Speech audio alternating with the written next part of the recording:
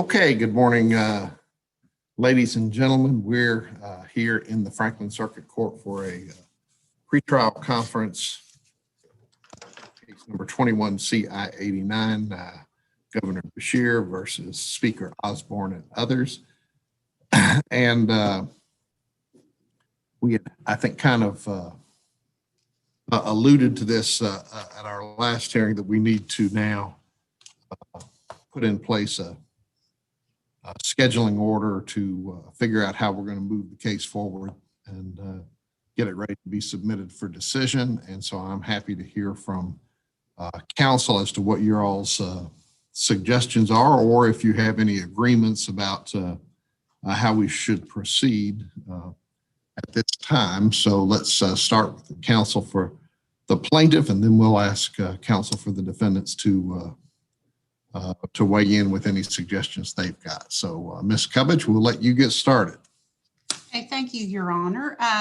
Before we do that, hopefully you'll indulge Mr. Fleener and I for just 1 minute on Senate Bill 148, where you had asked us to discuss. We were able to do that, and yesterday the Administrative Regulation Review Committee approved a change to the emergency regulation on daycare providers to allow them the mixing that had been at issue. So I hope I'll let Mr. Fleener talk for himself, but we believe that issue is now disposed of.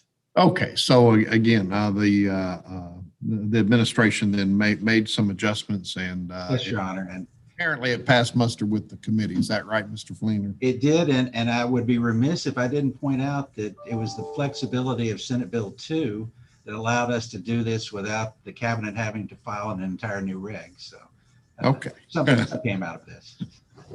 All right, well, usually flexibility in the administrative regulation process is a good thing. So I'm happy to hear that issue did get resolved. And I guess that really won't require any further action by the court. So that's correct.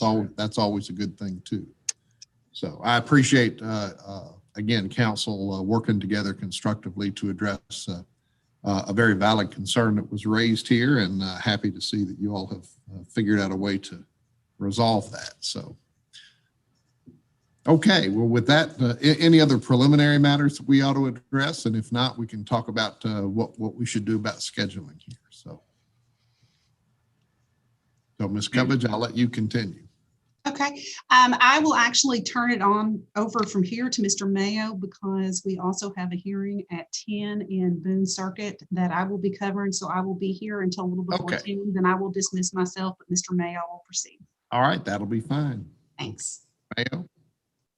Thank you, Your Honor. Yesterday, pursuant to the court's order and instructions, and pursuant to our prior conversations at the previous hearing, we did propose to all opposing counsel a proposed schedule going forward in this case that would reach the merits within 75 days under our proposal.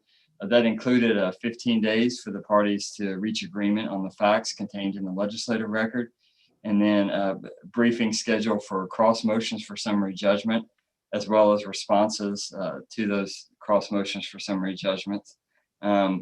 Because these are matters of law and questions of law, we propose that those cross motions for summary judgment and responses in that briefing schedule. We believe that that briefing schedule is appropriate and gets us to the point of, as Mr. Fleener indicated in our last hearing, of not having multiple, this case up in the appellate courts at multiple occasions, and that it is a good timeline to reach the merits of the case on those questions of law. Okay, so you all, the governor then would propose that the parties attempt to stipulate the relevant facts and have a 15-day period to do that, then followed by briefing on cross motions for summary judgment. Yes, Your Honor. It would be after that 15 days, cross motions for summary judgment would be due in within 30 days, and then responses would be due in 30 days after that. Okay. All right. I'm happy to hear from the defendants. So I don't know, why don't we start with Mr. Fleener and then we'll give each defendant the Your Honor, opportunity to. I don't disagree with the timeline that's being set out. However, there's some other issues that I think may affect that. It is our reading of the law and the Supreme Court precedent that we would be entitled to an immediate appellate review of the decision to deny our absolute immunity claim. And it's our intention to go ahead and assert that in the Court of Appeals in the next day or so. Mm-hmm. The whole point of an immunity defense is that we not be put through the process of having to deal with briefing the case in that form. I will say that I have no objection to working with Mr. Mayo and Ms. Cubbage to get together whatever legislative materials they need. I'm not going to, hold that up, but it's our intention to seek an immediate review on the decision that you issued Monday. The other thing that I think the court should be aware of, that there are other vehicles that appear to be heading toward the Supreme Court at a quicker pace. Your brother to the east in Scott County has kind of pushed the issue somewhat, and it appears that case is heading up to the Supreme Court on a fairly rapid pace. Ms. Cubbage indicated that there's a hearing in Boone County, so some of these things may ultimately, if the court decides one way or the other, the appellate courts have an effect on your decision. So, well, I guess our case is also in that category as on the injunctive relief anyway. That's true, Your Honor. Motion has been filed, and I guess Chief Judge Clayton has recommended that be transferred to the Supreme Court as well. Yes, Your Honor, and I think that we'll get some read. I mean, the Supreme Court has not acted on the Chief Judge's recommendation that it go up, but I would assume that something will happen on those fairly soon. Yeah. So it appears it's going to get there piecemeal, with us or without us. Okay. But other than that, then, I mean, it sounds like you all, or at least the Senate President then is not in agreement, certainly, to go ahead and brief the merits of the What I would say is, once we get a final resolution on the immunity issue, I'm not opposed to the kind of timeline the governor's office is proposing. I just think it's you don't want to do that until the immunity issue's been addressed. Yeah, that's correct. Fair enough. Okay. Okay, Mr. Maddox. Good morning, Your Honor. Thank you. Yesterday afternoon, I responded to the suggestion by Mr. Mayo and his colleagues that we would not agree to the proposal, not only to the timeline, but to the concept of submitting the case on dispositive motions absent the opportunity for discovery, which I believe we are plainly entitled to. As Your Honor knows, both your TRO and the preliminary injunction depend on the testimony of Dr. Stephen Stack. And the court has made preliminary findings of fact based on that testimony. That testimony was presented without notice to the defendants. We've had no opportunity to examine any documents or take any discovery. So what I had proposed was that we address those issues at the appropriate time, and I think that time is not now, because just as the legislative defendants intend to pursue an immediate appeal, it's our intention to file a writ of prohibition, Your Honor. As you probably know from our previous filings and our hearings, we profoundly disagree with your conclusion that the fact that we have vigorously disputed the jurisdictional issue means that there is a case in controversy that invokes the judicial power in this case. I should also point out that in two of your Honor's orders, you have used language that, speaking on behalf of the office, we find inappropriate. And to the extent that the language was meant to suggest that the Attorney General would not carry out his constitutional oath of office and his duties under the Constitution, we think is, frankly, just offensive. We have, since we've been in office, since General Cameron was elected, the office has been involved in 16 civil cases defending the constitutionality of Kentucky statutes. Some of those have moved to the appellate level, and our Solicitor General's office has been involved in 42 cases defending the constitutionality of Kentucky statutes. So we take, the office takes, and certainly General Cameron takes his oath, quite seriously. We are not aware how many cases Attorney General Beshear had defended in the first 16 months he was in office, or frankly in the 4 years of his term. But I suspect that these numbers would stand up to those quite well. So again, with all due respect, we just think the language that Your Honor has used is not appropriate. So it's our intention to file a writ of prohibition at the earliest opportunity. We would then seek to consolidate that with our pending 6507 motion. And in light of that, and in light of the legislature's plans, we would respectfully ask that the court stay the proceedings pending the disposition of those appellate proceedings. Okay. All right. And I assume, well, let me ask Mr. Woolsey on behalf of LRC if there's anything you wanted to add. I assume that you all are kind of in the same position as what Mr. Fleener outlined. That's correct, Your Honor. Our position is that the immunity issue needs to be resolved before the substantive issues are argued in this court. Yeah. Okay.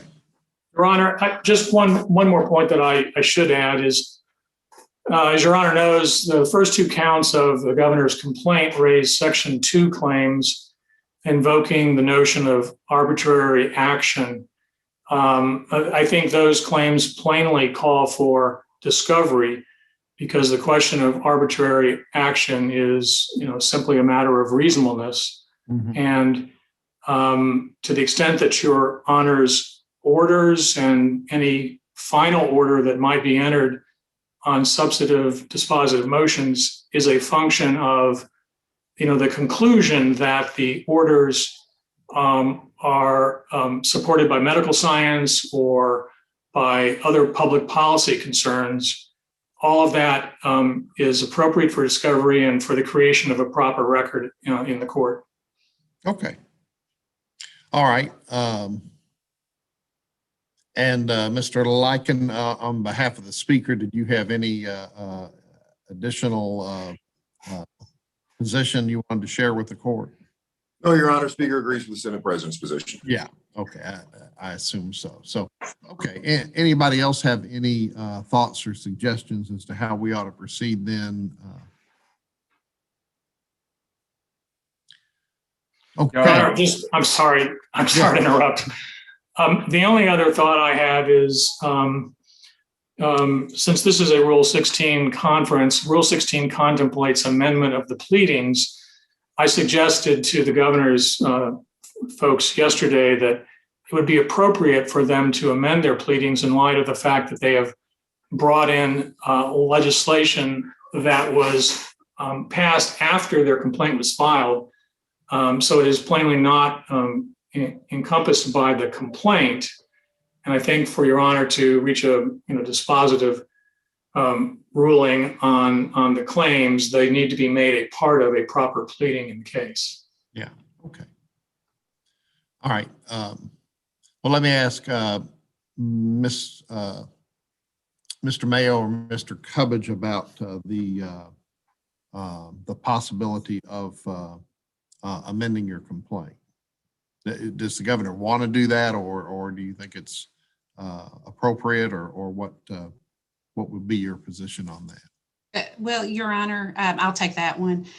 We don't believe it's necessary because, as we argued, that when we discussed the extension of the injunction to House Joint Resolution 77, that it wasn't necessary because it was dependent on Senate Bill 2, which is encompassed in the complaint. And it appears to me from the order that was issued that there was some agreement from the court.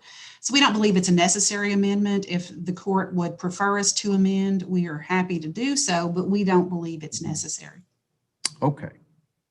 All right. Well, it looks like we're a little bit in a holding pattern until we see what happens at this point now with regard to the appellate review of the court's initial ruling here on the immunity issues and how expedited. I have no idea how the appellate courts want to deal with that.